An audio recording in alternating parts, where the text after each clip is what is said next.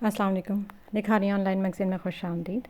دا mafia gang ذہان شیخ کے قلم سے لکھا گیا، قسط نمبر 23۔ ڈرائنگ روم میں اذلان شاہ آج کی تازہ خبر اخبار لیے بیٹھے تھے۔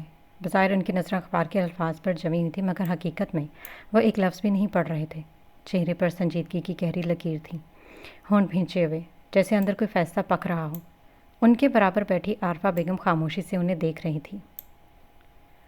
وہ برسوں سے اپنے شوہر کے چہرے کے اتار چڑھاؤ پڑھنا جانتی تھی، اور آج کچھ ٹھیک نہیں تھا۔ ہمیں اب کومل کے بارے میں بھی فیصلہ کر دینا چاہیے۔ اچانک اذلان شاہ کی آواز نے خاموشی کو چیر دیا۔ عارفہ بیگم چونک گئی۔ کیا مطلب؟ فیصلہ کر دینا چاہیے؟ اذلان شاہ نے اخبار طے کیا اور ایک طرف رکھ دیا۔ اب ان کی نظریں سیدھی اپنی عارفہ بیگم پر تھیں۔ بیگم، میں نے کوئی ایسی بات تو نہیں کی جو آپ کی سمجھ سے باہر ہو؟ لہجہ سخت تھا اور واضح بھی۔ ایک لمحے کو عارفہ بیگم کا چہرہ جھک گیا، ہلکی سی شرمندگی اور اس سے زیادہ بے بسی۔ اذلان شاہ نے گہری سانس لی، پھر دھیرے سے مگر مضبوط لہجے میں بولے، میں چاہتا ہوں کہ ایک مناسب رشتہ دیکھ کر کومل کو اس گھر سے رخصت کر دیا جائے۔ کمرے کی فضا جیسے بھاری ہو گئی تھی۔ اس کی ضد، اس کی ہٹ دھرمی دن بدن بڑھتی جا رہی ہیں۔ وہ رکے نہیں تھے۔ اور صرف یہی نہیں، اس کے انداز، اس کی باتوں میں مجھے بغاوت نظر آ رہی ہے۔ ان کی آواز اب اور ٹھنڈی ہو چکی تھی۔ اس سے پہلے کہ بہت دیر ہو جائے ہمیں قدم اٹھانا ہوگا۔ لیکن اذلان صاحب، عارفہ بیگم نے ہمت کہہ کر بولنا چاہا، مگر اذلان شاہ نے ہاتھ اٹھا کر انہیں روک دیا۔ میں کوئی انکار نہیں سننا چاہتا۔ ہر لفظ جیسے فیصلہ سنا رہا تھا۔ جتنا ہو سکے اچھا رشتہ تلاش کریں، بس بات ختم۔ عارفہ بیگم خاموش ہو گئی۔ وہ جانتی تھی اب کچھ بھی کہنا بیکار ہے، مگر ایک ماں کا دل کیسے مانتا؟ ان کی نظریں کہیں خلا میں جا کر رک گئیں، جہاں شاید کومل کا بچپن اب بھی محفوظ تھا۔ السلام علیکم ورحمۃ اللہ وبرکاتہ۔ دروازہ کھلا اور اوراق اندر داخل ہوئی۔ آواز میں تھکن صاف محسوس ہو رہی تھی، چہرے پر دن بھر کی مشقت کے آثار تھی، مگر وہ سیدھا ڈرائنگ روم میں آیا جیسے یہ اس کا روز کا معمول ہو۔ وعلیکم السلام ورحمۃ اللہ، دونوں نے جواب دیا۔ آؤ ادھر بیٹا۔ اذلان شاہ کا لہجہ فوراً ہی نرم ہو گیا اور آگ ہلکی سی مسکراہٹ کے ساتھ ان کے پاس آ کر بیٹھا۔ کیسا رہا دن؟ اور آگ نے گردن ذرا سی گھمائی جیسے سارا دن یاد کرا۔ کافی مصروف، ایک کیس نے کافی الجھا کر رکھا تھا، ہمیشہ کی طرح۔ اذلان نے ہلکا سا سر ہلایا۔ عارفہ بیگم نے پیار سے اس کی طرف دیکھا۔ کھانا لگوا دوں؟ تم بہت تھکے ہوئے لگ رہے ہو۔ جی ماما، تھوڑا سا، وہ جواب دے رہا تھا، مگر اس کی نظریں ایک لمحے کو اپنی ماں کے چہرے پر ٹھہری اور رک گیا۔ سب ٹھیک ہے؟ یہ سوال سادہ تھا، مگر اس کمرے کی فضا پھر سے بدل گئی۔ عارفہ بیگم نے فوراً سے نظریں چرا لی۔ ہاں سب ٹھیک ہے، مگر سب ٹھیک نہیں تھا، اور شاید جلد ہی کچھ بھی ٹھیک نہیں رہنے والا تھا۔ مارکو کے آدمی شہر کے مختلف حصوں میں اس لڑکی کی تلاش میں پھیلے ہوئے تھے جس کی تصویر ہر جگہ پر گردش کر رہی تھی۔ پورا شہر چھان مارو، وہ زیادہ دور نہیں گئی ہوگی۔ گاڑیوں کے دروازے بند ہونے کی آوازیں، اسلحے کی چمک اور مسلسل بجتے فونز ماحول کو مزید بھاری بنا رہے تھے۔ اسی دوران شہر کے مصروف کیفے کے باہر ایک سیاہ گاڑی آ کر رکی۔ دروازہ کھلا اور وہی لڑکی باہر اتری۔ سادہ لباس، چہرے پر ہلکا سا نقاب، مگر اتنا کہ پہچانی جا سکے۔ وہ سکون سے کیفے کے اندر چلی گئی۔ اوپر عمارت کی دوسری طرف کھڑا ایک آدمی فوراً چونکا۔ سر، اس نے جلدی سے فون کان سے لگایا۔ وہ مل گئی۔ دوسری طرف چند لمحے خاموشی رہی، پھر مارکو کی سرد آواز آئی، نظروں سے اوجھل نہیں ہونی چاہیے۔ جی سر۔ کال کٹ گئی۔ کیفے کے اندر لڑکی خاموشی سے ایک کونے میں بیٹھی تھی، مگر اسے کسی بات کی پرواہ ہی نہ ہو۔ مگر حقیقت کچھ اور تھی۔ کیفے سے کچھ فاصلے پر کھڑی ایک گاڑی کے اندر اسکرین روشن تھی۔ مافیا کوئن خاموشی سے سب دیکھ رہی تھی۔ لورینزو نے اسکرین پر نظریں جمائے پوچھا، تمہیں یقین ہے وہ اسے بیٹ سمجھے گا؟ آئرہ کے لبوں پر ہلکی سی مسکراہٹ آئی۔ مارکو کو ہمیشہ وہی چیز دکھتی ہے جو اس کا غرور دیکھنا چاہتا ہے۔ ادھر مارکو کے آدمی آہستہ آہستہ کیفے کو گھیر رہے تھے، ایک دروازے پر، دو پچھلی گلی میں، اور باقی اندر داخل ہونے کے لیے تیار۔ اب لورینزو نے پوچھا۔ آئرہ نے پرسکون انداز میں اسکرین دیکھی۔ اب وہ خود اپنے ہی جال میں داخل ہوگا۔ اسی لمحے کیفے کا دروازہ کھولا، مارکو کے آدمی اندر داخل ہوئے، مگر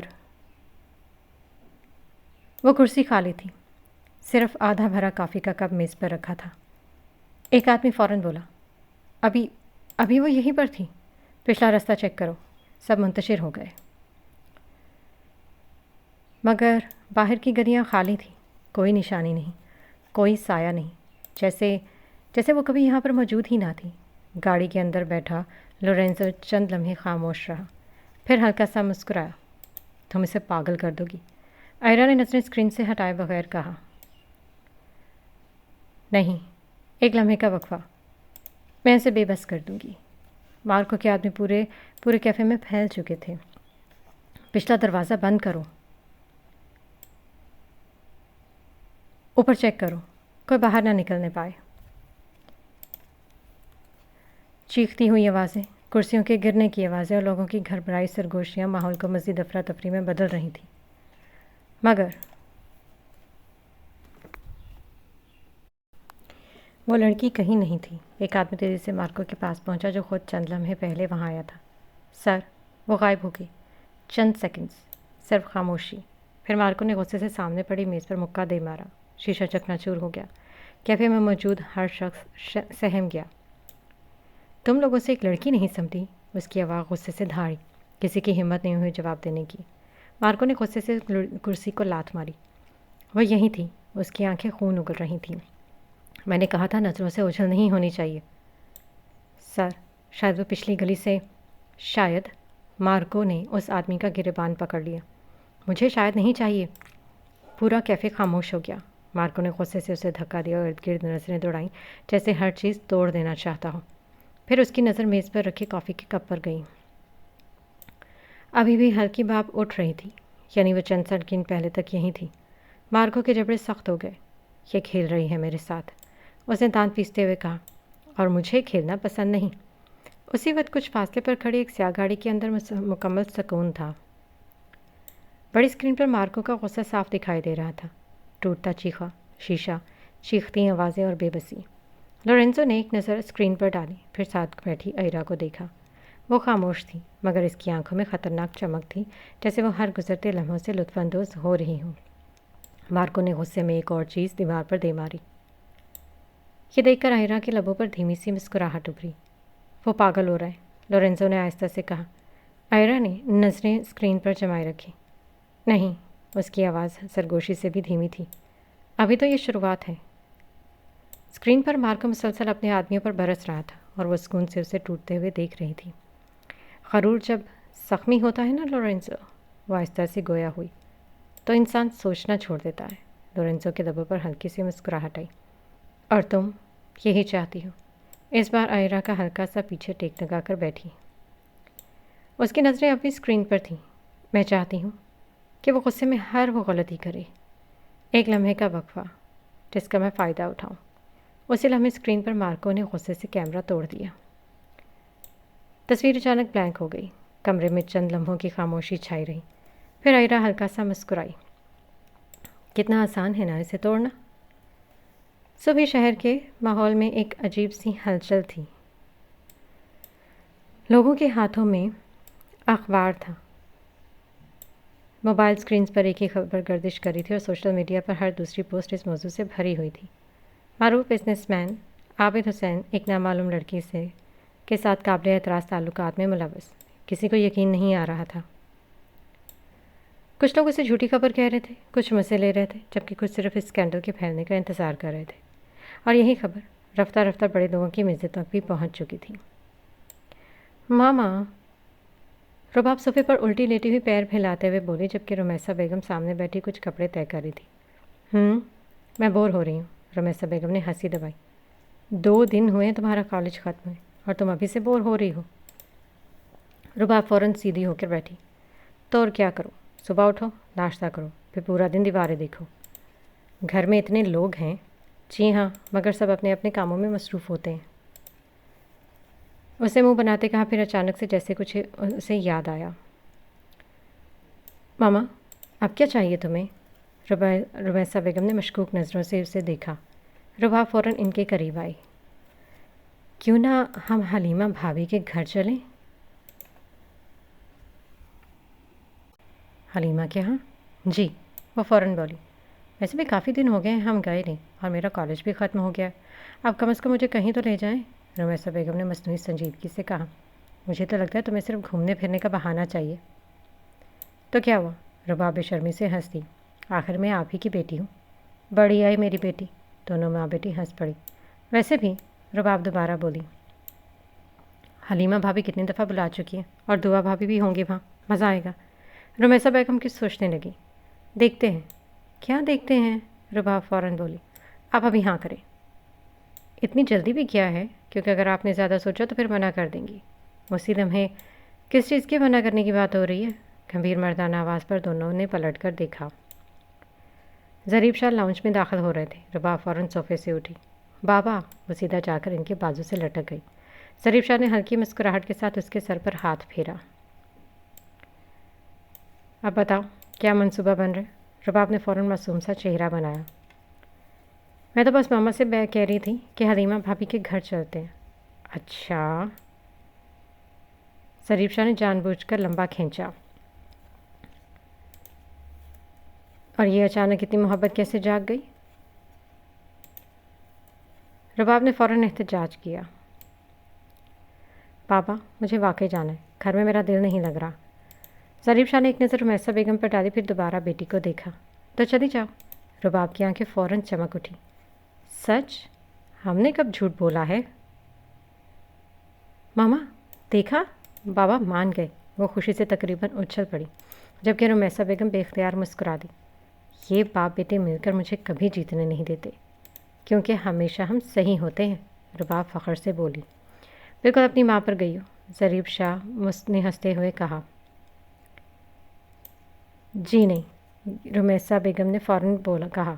ये ज़िद पूरी की पूरी आप पर गई है। और अगले ही लम्हे लाउंज में हल्की हल्की हंसी गूंजने लगी।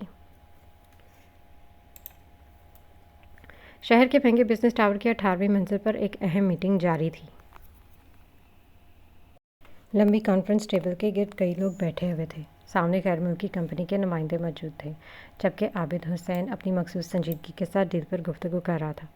अगर हम ये मुआहदा साइन करते हैं तो अगले 6 महीनों में। अचानक दरवाज़ा हल्के से खुला। कंपनी के मालिक का सेक्रेटरी अंदर आया, झुककर आहिस्ता से अपने बॉस में कुछ के कान में कुछ कहा। सिर्फ चंद लफ्ज़, मगर उन चंद लफ्ज़ों के बाद मालिक के चेहरे के तासुरात बदल गए। उसने चंद लम्हे खामोशी से आबिद हुसैन को देखा, फिर कुर्सी से सीधा होकर बैठा और हल्की सी तंजिया मुस्कुराहट के साथ कहा, मिस्टर आबिद। वह एक लम्हे को रुका। कारोबारी शहरियत बहुत मुश्किल से बनती है, और एक स्कैंडल उसे चंद मिनटों में तबाह कर देता है। कमरे का माहौल फ़ौरन बदल गया। आबिद हुसैन की नज़रें ख़तरनाक हद तक सिकुड़ गईं। मैं समझा नहीं। गैर मुल्की मालिक ने अपनी घड़ी सीधी की और कुर्सी से उठ खड़ा हुआ। मुझे लगता है आज की मीटिंग यहीं पर ही ख़त्म कर देनी चाहिए। मिस्टर रिचर्ड, आबिद हुसैन ने पहली बार सख्त लहजे में उसे रोका, मगर वो रुका नहीं। जाते जाते सिर्फ इतना कहा, हम अपनी कंपनी का नाम किसी मुतनाज़ शख्सियत के साथ नहीं जोड़ सकते। दरवाज़ा बंद हुआ और पूरा कॉन्फ्रेंस रूम खामोश हो गया। आबिद हुसैन की मुट्ठी आहिस्ता आहिस्ता भींच गई। उसकी आंखों में पहली बार वाज़ेह गुस्सा उभर आया था। चंद मिनट बाद वह तेज़ कदमों से अपने कैबिन में दाखिल हुआ। सर, इसका सेक्रेटरी फ़ौरन उसके पीछे अंदर आया, मगर आबिद हुसैन ने गुस्से से कोट कुर्सी पर फेंक दिया। क्या बकवास चल रही है बाहर? सेक्रेटरी एक लम्हे को हिचकिचाया, फिर टेबल पर अखबार रखिया। वही हेडलाइंस, वही खबर। कमरे में चंद सेकंड के लिए खामोशी छा गई। फिर आबिद हुसैन ने अखबार उठाया और अगले ही लम्हे पूरी ताकत से शीशे की दीवार पर दे मारा। यह खबर बाहर कैसे गई? उसकी आवाज़ पूरे कैबिन में गूंज रही थी।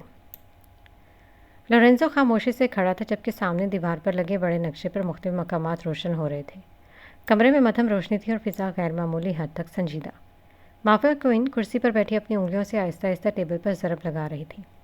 चेहरा पुरसकून था, मगर आंखों में बरसों की जलती हुई नफ़रत साफ दिखाई दे रही थी। हमने मार्कों के तकरीबन हर आदमी पर नज़र रख ली है, लोरेंज़ो ने धीमी आवाज़ में कहा। मगर आबिद हुसैन? वह चंद लम्हे रुका। वह भी साई की तरह गायब है। कमरे में खामोशी छा गई। माफिया क्वीन ने आहिस्ता से नज़रें उठाई। वो हमेशा से बुज़दिल था। लोरेंज़ो ने उसकी तरफ देखा, मगर कुछ नहीं बोला। पहले मेरे माँ बाप, उसकी आवाज़ गैर मामूली हद तक पुरसकून थी। फिर मेरे ताया और ताई जान को। ایک لمحے کے لیے اس کی انگلیوں کی حرکت رکی اور اس کے بعد اس نے سر نگاہوں سے سامنے دیکھا. وہ غائب ہو گیا جیسے کچھ ہوا ہی نہ ہو. لورینزو جانتا تھا یہ وہ زخم تھا جو وقت نے کبھی نہیں ختم کر سکا. شاید مارکو اسے کہیں ہڈن رکھے ہوئے ہے. لورینزو نے سنجیدگی سے کہا. مافیا کوئن کے لبوں پر خطرناک مسکراہٹ آئی. نہیں، مارکو کسی کو نہیں بچاتا، وہ صرف استعمال کرتا ہے. اسی لمحے دروازہ کھلا. 2 آدمی ایک شخص کو گھسیٹتے ہوئے اندر لائے. اس کے ہاتھ بندھے ہوئے تھے، چہرہ خون سے بھرا ہوا اور سانسیں بے ترتیب تھیں. لورینزو نے اس پر ایک نظر ڈالی. مارکو کا خاص آدمی. وہ شخص بری طرح سے زخمی ہونے کے باوجود نظریں اٹھا کر مافیا کوئن کو دیکھنے کی کوشش کرنے لگا، مگر اگلے ہی لمحے اس کے چہرے پر خوف واضح ہو گیا. مافیا کوئن آہستہ سے اپنی جگہ سے اٹھی. سیاہ ہیلز کی آواز خاموش کمرے میں گونجنے لگی. وہ اس کے سامنے آ کر رکی. مجھے صرف ایک چیز چاہیے.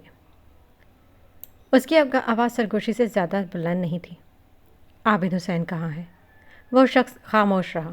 ایک زوردار گھونسا اس کے چہرے پر پڑا تھا. وہ کرسی سمیت نیچے گرا، مگر گارڈز نے فوراً اسے دوبارہ سیدھا کر دیا.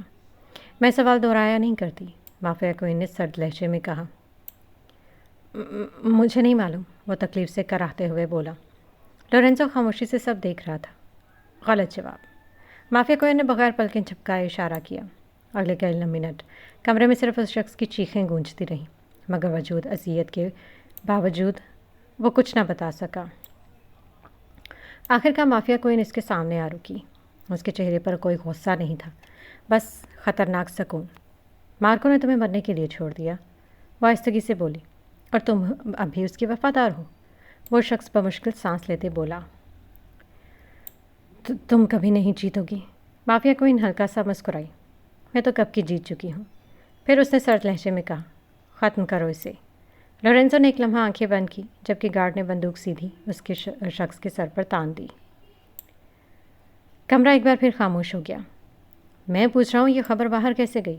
عابد حسین کی گرجدار آواز پورے کیبن میں گونج اٹھی. سامنے کھڑا سیکرٹری بری طرح گھبرا گیا. سر ہمیں نہیں معلوم، شاید کسی نے جان بوجھ کر. شاید؟ عابد حسین نے میز پر زور سے ہاتھ مارا. تم لوگ تنخواہیں کس بات کی لیتے ہو؟ کمرے کی فضا خوف سے بھر گئی. اسی لمحے اس کا فون بج اٹھا. اس نے اسکرین دیکھی. ایک بڑا بزنس پارٹنر. چند سیکنڈ تک وہ فون کو گھورتا رہا، پھر کال ریجیکٹ کر دی. مگر اگلے ہی لمحے فون دوسرا، پھر تیسرا اور پھر چوتھا. ہر طرف سے ایک ہی سوال، ایک ہی خبر، ایک ہی تماشا. اس کی سانسیں اب غصے سے بھاری ہونے لگی تھی.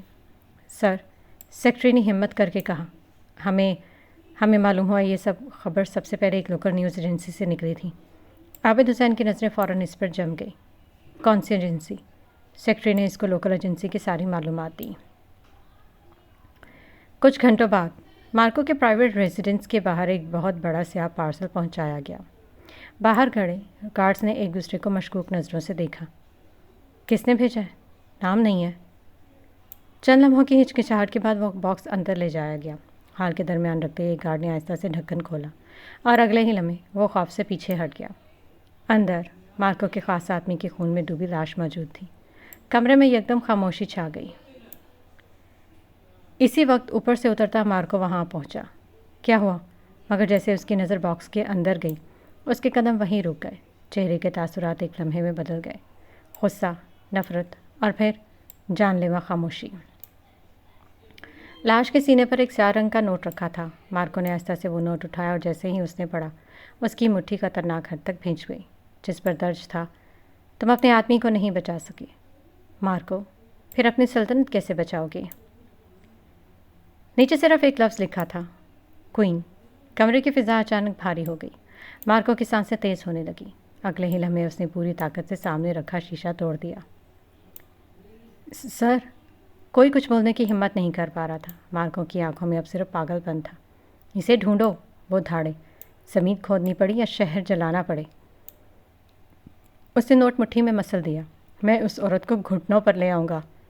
مگر اسے کیا معلوم تھا کہ جس عورت کو وہ ڈھونڈ رہا تھا وہ تو پہلے اس کے ہر رد عمل سے لطف اندوز ہو رہی تھی.